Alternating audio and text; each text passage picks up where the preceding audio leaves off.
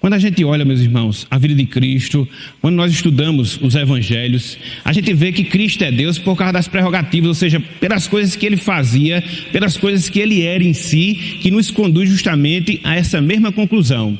Então, quando nós vamos e estudamos acerca de Cristo nos evangelhos, a gente vai ver, ó Deus, a gente vai ver que Cristo, ele recebeu adoração. Não só isso, ele nunca condenou nenhum dos seus discípulos ou nenhuma das pessoas que chegaram próximo a ele e adoraram. Mas aí surge uma pergunta: o que é que nos diz a lei? Surge uma pergunta: o que é que nos diz a lei de Deus em relação à adoração? Nos diz que somente Deus pode ser adorado. Não é isso que nós temos em Êxodo capítulo 20, versículo 3? Abram aí as suas Bíblias e veja se realmente não é isso. Se não está na lei de Deus que a adoração ela deve ser exclusiva a Deus. Se está na lei de Deus que Deus ele deve ser e somente ele adorado por cada um de nós. Êxodo capítulo 20, verso número 3, e vamos ver essa exigência que Deus ele nos faz. Êxodo capítulo 20, versículo 3. É o primeiro mandamento, na verdade. Tanto o primeiro quanto também o segundo falam isso. Êxodo 23 e Êxodo 25. Está vendo aí? Esse é o primeiro mandamento. Quando nós temos outros deuses além do Senhor, qual o pecado que nós cometemos, especificamente falando? O pecado da idolatria, não é verdade? Não foi esse o pecado que foi cometido por diversas vezes pelo povo de Israel lá no Antigo Testamento? Que faziam para eles imagens de escultura, que adoravam outras divindades, razão pela qual em muitos instantes da história do povo de Deus, Deus os julgou, Deus os puniu, Deus os castigou. Por quê? Somente Deus deve ser adorado. Está na lei de Deus, é um princípio, é uma regra. Mas aí, tudo bem, quando a gente vai ver a pessoa de Cristo, quando a gente vai ver o restante do ensinamento da palavra, a gente percebe, homens não quiseram para si a adoração, anjos não quiseram para si a adoração. Veja só o exemplo de João, lá em Apocalipse capítulo 28, versículos 8 e 9, quando ele é advertido por um anjo a que não adorasse aquele anjo, porque tanto homens como também anjos não devem ser adorados. Somente quem? Somente Deus. Olha só o que diz aí, Apocalipse 22, versículo 8, onde João é corrigido justamente por causa disso, pelo fato de ter se prostrado diante de anjos. Olha só a coisa interessante. Apocalipse capítulo 22, versículos 8 e também o versículo número 9. Está vendo que repreensão João levou? Eu sou conservo teu e conservo dos teus irmãos. Você deve adorar quem, João? A Deus. Aí você vai para Atos capítulo 10, caso de Pedro. Ele também não recebe a adoração humana. Vejam aí, Atos capítulo 10, versículos 25 e também o versículo de número 26. A gente vai fazer aí essa viagem pela Bíblia, considerando esses textos, porque eles são importantes. Porque muitas vezes a gente tem a afirmação, mas muitas vezes a gente não tem a referência, o embasamento bíblico. Aí é ruim, entendeu? Nós precisamos ter esse embasamento bíblico. Então, Atos dos Apóstolos, capítulo 10, versículo 25 e também o versículo 26, é aquele contexto no qual Deus envia Pedro para que encontrasse com Cornélio e ali pregasse a palavra. Então é o que justamente acontece. Olha só, dentro daquele encontro, o que foi que ocorreu. Atos 10, versículos 25 e 26. Está vendo aí? Anjos rejeitam a adoração. Homens rejeitam a adoração. Mas aí é interessante, porque quando você vai ver Cristo, ele recebe a adoração. Ele não recrimina quem chega perante ele para adorar. Por quê? Porque ele tinha consciência de que ele era Deus.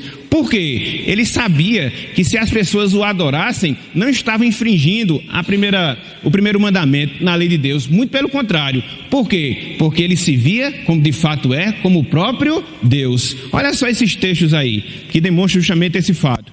Mateus 14, 33, Lucas capítulo 5, versículo 8 e também Lucas capítulo 24, verso 52 e versículo 53. Em Mateus capítulo 14, verso número 33. 14, verso número 33. Esse foi justamente o evento no qual Cristo, ele faz o quê? Ele anda sobre o mar e ele também repreende aquela tempestade. Então, qual foi a conclusão? Qual foi a postura dos discípulos? Eles chegaram e adoraram a quem? A Cristo. E Cristo em um momento disse: não faça isso não, porque eu sou homem igual a você. Não faça isso não, porque somente Deus vai ser adorado. Por que Cristo não fez? Porque ele tinha consciência que era divino. Ele tinha consciência que era Deus, certo? E com Pedro, Lucas capítulo 5, versículo 8, naquele evento da pesca maravilhosa, logo no início do ministério do Senhor Jesus Cristo. Olha só o que foi que aconteceu. Pedro, a gente viu lá em Atos 10, ele rejeita a adoração. Aqui ele adora a Cristo. E Cristo em um momento repreende-o por causa disso. Lucas capítulo 5, versículo 8. Muito bem. Cristo não o corrige. Cristo não adverte. Isso ao longo já do seu ministério aqui. Porque tem gente até que pensa que Cristo é Deus, mas só depois da ascensão. Não, enquanto esteve aqui conosco, na verdade, desde toda a eternidade, Ele é Deus. E nesse caso específico, diante daquele evento miraculoso, dos peixes que Pedro pegou, ele se prostra diante de Cristo e o adora, e o Senhor Jesus não recrimina por isso. Veja, os anjos não aceitaram a adoração. Veja, os homens não aceitaram a adoração. Mas Cristo a aceitou. Por quê? Porque Ele é Deus. E aí, na sua ascensão, a gente percebe esse mesmo aspecto. Lucas 24, versículos 52 e 53. Quando Cristo ascende aos céus, os discípulos o adoram, porque ele já reconhecia Cristo como Deus, e aí é reiterada essa confiança, essa crença que eles tinham em relação ao Senhor. Lucas capítulo 24, versículos 52 e 53. Cristo é Deus por causa das prerrogativas divinas. Só Deus pode ser adorado. Cristo foi. Logo, Cristo, ele é Deus. Mas não só isso. Nós podemos dizer que Cristo é Deus pelo fato dele conceder perdão. Em termos essenciais, completos, da mesma forma que acontece com a adoração, somente Deus ele pode perdoar e perdoar pecados. Concorda comigo? Nós podemos perdoar uns aos outros nos nossos relacionamentos pessoais, mas a gente sabe que o perdão que a gente concede ao nosso irmão, o perdão que a gente concede ao nosso próximo, é resultado do perdão que nós já recebemos de quem? De Deus. Somente Deus ele pode perdoar. Somente Deus ele pode remir o nosso pecado. E é justamente isso que nós encontramos. Em Isaías. Isaías 43, versículo 25. O perdão é prerrogativa divina. Somente Deus pode perdoar. Abram aí as suas Bíblias. Em Isaías 43, versículo 25. Isaías 43, versículo 25. E você vai perceber na própria palavra que Deus, ele fala justamente isso. Somente Ele pode perdoar. Somente Ele pode perdoar pecados. Isaías 43, 25. Então Deus está dizendo: eu mesmo faço o quê? Aí no texto. Exatamente, eu mesmo, porque somente Ele pode fazer isso, somente Deus ele pode perdoar. A prerrogativa dele é uma prerrogativa divina. Aí quando você olha para Cristo, quando você percebe a pessoa de Cristo nos evangelhos, você vê que ele perdoa pecados. Olha só o que diz aí, Marcos 2,5. Marcos 2,5. Terminou adiantando aí esse ponto, mas não tem problema não. Marcos 2,5 e Lucas 7,48. Nesses dois textos, pelo menos, Cristo ele perdoa pecados. Mas como? Deus disse que somente Ele pode perdoar. Eu mesmo. Então como é que Cristo vai e perdoa pecados? Porque Ele é Deus, gente. Porque Ele é Deus. Então, somente Deus pode perdoar. Somente. Mas Cristo perdoou pecados. Logo, Cristo ele é Deus. Vejam aí, Marcos 2,5 e Lucas 7,48. Está vendo aí? Ele até foi recriminado nesse texto pelo fato de ter feito isso. Mas ele podia fazer. Infelizmente os fariseus não compreendiam. Infelizmente os escribas não viam assim, porque não conseguiram enxergar que Cristo era esse Messias. Porque não conseguiram enxergar que Cristo ele era Deus. Mas ao longo do seu ministério, em diversas vezes, em diversos momentos, ele fez o quê? Perdoou, as pessoas que se dirigiam para ele. No caso aí ele é claro, ele é direto: filho, os teus pecados estão perdoados. E aí, a toda a dúvida, a todo o questionamento que é feito pelos escribas, pelos fariseus, ele vai e completa: para que saibais que o Filho do Homem tem poder sobre a terra, levanta-te e anda. Então, eu dou o perdão espiritual, a cura espiritual, e também proporciono o quê? A cura física. Cristo fez os dois. Cristo fez os dois. Que é justamente mais um reforço justamente da sua divindade. E é interessante, né? Que Cristo, ele não pecou. O que provou que os fariseus estavam errados. Porque aí onde a gente entra a questão do que a gente fala da impecabilidade de Jesus. Cristo não pecou em nenhum momento, jamais. Se ele não pecou, e se nesse momento ele perdoou, e se ele, como se não fosse divino, não podia perdoar, então ele estaria pecando, né? Se ele não pecou, então ele é divino e podia perdoar. O equívoco vinha da parte de quem? Dos judeus. E isso foi sério, porque foi uma tônica ao longo do ministério de Jesus. Ele sempre contradizia o mestre, sempre desfazia dessas acusações, porque não o enxergava como Deus. Esse foi o problema, não de Cristo, mas o problema deles. Então, Lucas 7,48, tá vendo aí? Ele perdoava homens, ele perdoava a mulheres, que foi aquela pecadora que ungiu os pés do Senhor Jesus Cristo com choro, conforme a gente vê lá em Lucas capítulo 7. Então, o perdão, a concessão do perdão, só Deus pode dar. Se Cristo deu, é porque Ele é Deus. Duas prerrogativas divinas: Ele recebeu a adoração e Ele perdoou pecados. João 20, versículos 27 e 29. Olha a experiência aí. Olha a experiência de um dos discípulos de Jesus, Tomé. Ele chama Cristo de Deus, ele adora Cristo como Deus, e Cristo não repreende por causa disso. Evangelho de João 20, versículos 27 até o versículo de número 29. Está vendo aí? Senhor meu, e o que mais? Deus meu. Está vendo aí? Cristo, ele recebe a adoração, e em nenhum momento aí ele a rejeita. E ele de fato, ele é chamado de Senhor, é chamado de Deus, porque de fato ele é Senhor, porque de fato ele é Deus. Palavras proferidas pelo próprio discípulo do Senhor Jesus. E aí a gente anda, meus irmãos, na revelação da palavra, e a gente chega, por exemplo, no livro de Tito, capítulo 2, versículos 12 e 13. Olha só como Paulo se refere a Cristo. Olha só as palavras que Paulo profere em relação a Cristo, denotando a sua confiança, a sua crença na divindade do nosso Salvador. Olha que coisa maravilhosa. Tito 2, versos 12 e também o versículo de número 13. Tito 2, versos 12 e 13. Olha como Paulo chama Cristo aqui nesse texto. Grande Deus e nosso Salvador, quem? Jesus Cristo. Mas essa que é a grande verdade, essa que é o grande fato, entendeu? Mas como é que pode o divino vir à terra? Pode, Deus pode todas as coisas. Como é que pode o divino se tornar humano? Deus, ele pode todas as coisas. O infinito veio no finito, entendeu? O santo veio habitar com os pecadores. Somente Deus pode fazer isso. Somente Deus pode fazer isso. É um dos maiores milagres, se não o maior milagre que nós encontramos. É o milagre justamente da encarnação. É aquele que era desde toda a eternidade. É aquele através de quem todas as coisas foram feitas. É aquele que possui a origem da vida em si mesmo, se tornando o quê? Um homem. Se tornando um homem. Então, Jesus é chamado de Deus, mas não só isso. Jesus é chamado de Senhor.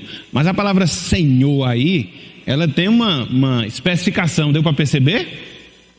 Do jeito que foi colocado aí?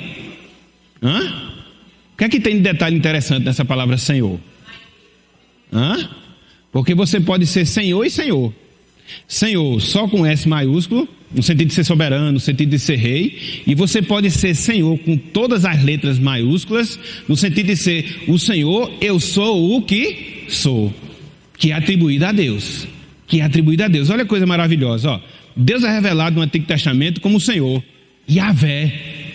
Que significa o quê? Eu sou o que sou, eu sou autoexistente, eu sou autoexistente. A partir de mim todas as coisas são feitas, a partir de mim todas as coisas dependem. Então quando Deus se revela a Moisés, no primeiro momento ele se revela como? Eu sou o Deus Yahvé, o Deus eu sou o que sou. Olha o que ele diz a Moisés, Êxodo 3, versículo 14. Êxodo 3, versículo 14. Essa palavra tem um peso muito grande, entendeu? Os judeus, por exemplo, a reverenciam essa palavra, entendeu? Há todo um ritual, inclusive quando eles vão escrever, quando vão fazer alguma referência que porventura surge essa palavra, por causa do respeito, porque é a maneira, vamos assim dizer, mais sublime, através da qual Deus se revela. Eu sou o que sou, eu sou o Deus Yahvé. Então não sou Senhor simplesmente no sentido de ser soberano, eu sou Senhor no sentido de ser existente, autoexistente, de tudo depender de mim. Então é assim que ele se revela a Moisés. E é interessante que nesse caso aí Deus até advertiu a Moisés que Faraó ia permanecer com o coração endurecido, o que prova justamente a sua excelência, porque ele já sabia de todos os fatos antes deles acontecerem, entendeu? Então é assim que ele se revelou a Moisés, era assim que ele queria ser conhecido pelo povo de Israel. Eu sou o que sou, eu sou o Deus Yahvé. Não é isso aí? Êxodo 3,14. E aí, quando você vai ver a pessoa de Cristo, ele faz como? Ele se apresenta como eu? Mas seria uma blasfêmia se ele não fosse divino. Mas como ele era, não foi blasfêmia. São os eu sou que nós encontramos só no Evangelho, só nos Evangelhos nós encontramos 7 declarações que ele diz: eu sou a luz do mundo, eu sou a videira verdadeira, eu sou a porta, eu sou o caminho, a verdade e a vida. Então ele tinha essa prerrogativa e falava essa verdade. Por quê? Porque de fato ele era divino. Os judeus até se escandalizaram com isso, né? Num dado momento, quando ele foi dizer que ele era, eu sou, eles pegaram até em pedra para poder apedrejar Jesus, porque para eles aquilo ali era uma blasfêmia. Não, ele não é Deus. Só quem pode dizer isso é Deus. Só quem pode dizer isso é Yahvé. Como é que pode o filho de um carpinteiro? Como é que pode uma pessoa que está aqui andando entre nós, que nós conseguimos vê-lo, enxergá-lo, como é que pode essa pessoa dizer que ele é ele usa essa designação que somente Deus possui? Como é que pode? Então foi por isso que os judeus se escandalizaram. João 8,58. Essa aqui é uma das discussões, um dos debates que Cristo ele travou com as autoridades religiosas, e foi justamente por causa disso. Por causa das afirmações que ele fazia.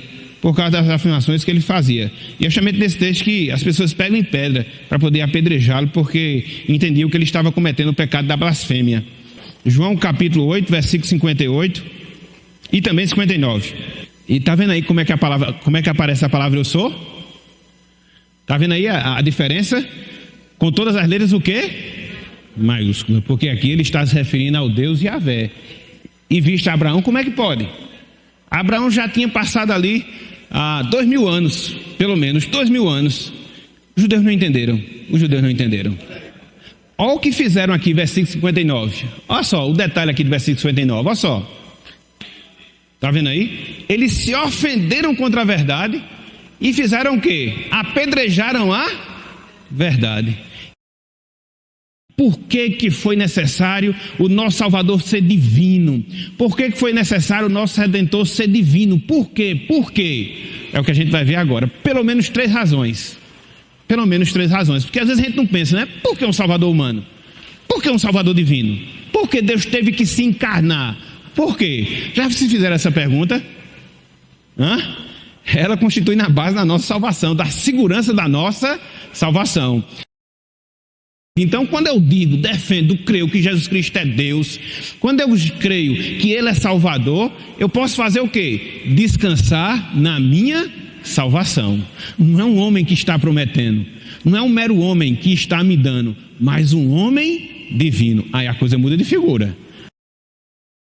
A minha segurança de salvação, ela está diretamente relacionada a quem é o meu Salvador. E quem é meu Salvador? Ele é Deus. Por isso eu estou seguro da minha salvação. E é interessante, né? Predominantemente nas Escrituras, quando se fala salvação, não sei se vocês já perceberam. Se não perceberam, quando vocês virem a expressão, lembrem-se do que eu estou falando. Geralmente, quando a Bíblia fala da salvação, ela usa a expressão em Cristo ou em Jesus. A preposição em. Não sei se vocês já viram. Muitas vezes a gente vê isso, né, quando fala em relação à salvação. Então, essa preposição em si, ela tem um significado muito grande. Nós somos salvos e escolhidos em Cristo Jesus. Aconteça o que acontecer. Foi aquilo que foi destacado ontem na mensagem, né? Que Paulo fala lá em Romanos capítulo 8. Não existe morte, vida, principados, potestades, nada, nem coisa do presente, nem do porvir, nada que nos separe do amor de Deus em Cristo Jesus. Absolutamente nada. Cristo é suficiente. Só precisamos dele e mais nada. Só precisamos dele e mais ninguém. Não precisamos de movimentos de fé, não precisamos de coisas extraordinárias, somente Cristo, somente Cristo. Então, Mateus 11, 27, o que é que diz? Então, quando eu conheço Cristo, eu conheço a quem? Está vendo aí que coisa maravilhosa? Mas aí como é que eu conheço Cristo? Se ele morreu, ressuscitou e hoje se encontra à direita de Deus nos céus, como é que eu conheço Cristo? Eu tenho que ser trasladado até lá para que eu possa vê-lo? Como é que eu conheço Cristo? Exatamente. E ele se revelou aonde? Por isso que é dito que a Bíblia fala de quê? De verbo. Ele é a palavra. Então, para eu conhecer Cristo, eu devo fazer o quê? Me voltar para a palavra. Então, quando eu me volto para a palavra, conheço de Cristo e como consequência eu conheço a quem? A Deus. Então tem muita gente que fica querendo aí, eu quero conhecer Deus, eu quero conhecer Deus, eu quero conhecer Deus. Fácil, meu irmão. Lê a Bíblia. Lê a Bíblia. Não, mas eu quero ter uma visão. Não, visão não. Não, tem que ser somente a Escritura Sagrada. É outro sola, né, da Reforma Protestante. Somente as Escrituras. O apóstolo Paulo disse, se viesse um anjo do céu proclamando outro evangelho que não fosse de Cristo, ele fosse considerado o quê? Já pensou coisa extraordinária, meus irmãos? Um anjo descer do céu. Talvez se um anjo descesse do céu hoje, né, pegando essa comparação do apóstolo Paulo, pregando as maiores heresias, aí seria um anjo caído, né? As pessoas hoje iriam seguir normalmente, porque as pessoas gostam do sobrenatural, né? As pessoas gostam do sobrenatural. Mas não, meus irmãos, o nosso conhecimento de Deus é um conhecimento racional. Ele vem das Escrituras. Não foi o que Cristo disse? Conhecereis a verdade, e a verdade vai fazer o que com vocês? Está vendo aí? Não é passar por uma experiência para que a experiência te liberte, mas conheça a verdade para que a verdade possa te libertar. E onde está a verdade? Aqui, somente nas Escrituras. Então, Cristo veio revelar a Deus, cada atributo. Cristo veio revelar a Deus o poder. Já pensou, meus irmãos, os milagres que Cristo realizou? E João disse que se fosse colocado e registrado todos, teria que ter muito espaço para que eles pudessem ser revelados. Então, cada obra daquela que Cristo fazia, cada palavra que ele proferia, o comportamento de vida que ele tinha, apontava para quem? Para Deus. E os judeus não perceberam isso. Já pensaram, meus irmãos, você habitar com uma pessoa, como foi a questão dos irmãos de Jesus, os próprios discípulos, que não pecou jamais, nem em palavras, nem em ações, deveria ser uma coisa bem perceptível, bem visto. Em Mateus 11, 27, se Deus não revelar, a gente não consegue enxergar, por mais próximo que nós estejamos. Então Cristo, ele veio dar a noção de quem é Deus, daquilo que Deus faz, daquilo que Deus é. Cristo se encarnou justamente por causa disso, para mostrar o divino no meio dos humanos. João 1,18. Está vendo aí? Ninguém jamais viu a Deus. O Deus unigênito. Quem é esse Deus unigênito? Jesus Cristo. Que está no seio do Pai, fez o quê? Revelou, mostrou. Entendeu? Até nisso Deus é gracioso. Se não bastasse as revelações que nós encontramos no Antigo Testamento, que já seriam suficientes, o que é que ele faz? Ele envia o seu próprio Filho para mostrar quem ele é. Nós não poderíamos ir a Deus, nós não podemos ir a Deus, senão através de Jesus. Porque nós somos homens e Cristo, ele é divino. Alguém tem que fazer a ponte. Alguém tem que fazer a ligação. E esse alguém que faz a ponte, esse alguém que faz a ligação, é os dois. Ele é divino e ele é humano. Ele não só é apenas divino, não só é apenas humano, mas divino humano para ligar quem? O homem a Deus. Coisa maravilhosa, meus irmãos. Coisa maravilhosa. Nós temos aqui, entendeu? A perfeição de Deus sendo demonstrada no que diz respeito à encarnação do seu Filho. Então, nós estávamos com a nossa comunhão quebrada, os nossos pecados faziam separação entre nós e Deus. Então, o que é que Deus faz? Manda a si mesmo, faz com que ele seja humano, para quê? Para nos conectar, nos ligar consigo mesmo. Deus é que toma a iniciativa. Os sacerdotes do Antigo Testamento, eles foram ineficazes nisso aí. Até porque, por mais rituais pelos quais eles passavam por muitos para poder chegar na presença de Deus, mas eram imperfeitos, porque não tirava pecado definitivamente das pessoas. Tinha que vir o próprio Deus para que nele o nosso pecado de fato fosse perdoado, para que nele nós pudéssemos ter acesso a Deus. Quando Cristo ele morre lá no Calvário, o que é que acontece? O que é que acontece com o véu do santuário?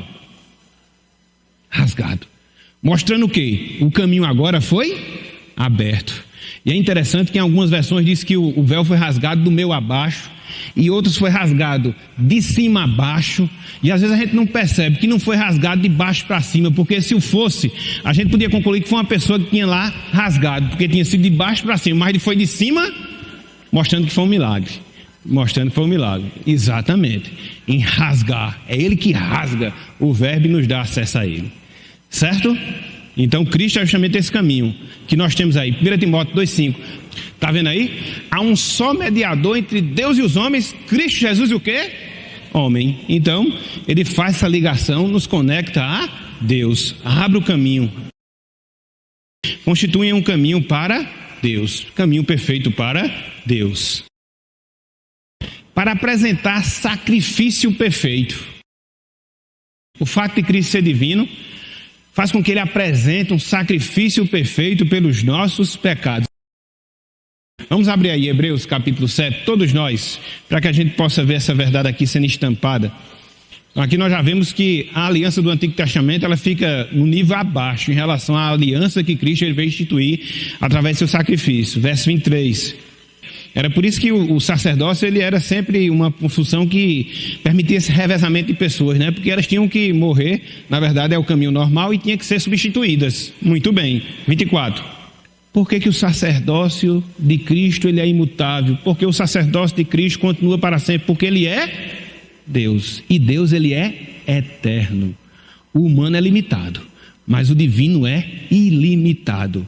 O humano é temporal, mas o divino ele é eterno. Então, se ele é um sacerdote, ele é um sacerdote eterno, porque ele é o quê? Divino. Certo? Versículo 25. Por causa disso, concluindo, o que é que o autor diz? Então, pode salvar o quê? Totalmente ou perfeitamente os que por ele se chegam a quem? E o que é que Cristo faz por essas pessoas que ele salva? Vive sempre intercedendo por ela. Por mim, por você, por cada um de nós. É por isso que João diz que ele é o nosso advogado, que está à direita do Pai, para nos defender. É por isso que ele nos proporciona o verdadeiro perdão dos nossos pecados. É por isso que ele nos leva verdadeiramente à presença de Deus, porque ele é o próprio Deus. Ele é o próprio Deus. Então, diante do Salvador assim, meus irmãos, a gente precisa de que mais? De mais nada. Nada, absolutamente nada. E a nossa salvação, de fato, ela é segura, certa, eficaz. Ela é suficiente e somente dele que nós precisamos para experimentar essa salvação. Então, Cristo é divino. Que Deus nos abençoe.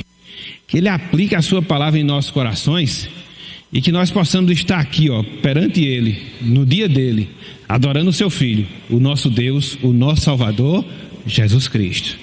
Que Deus nos abençoe. Amém.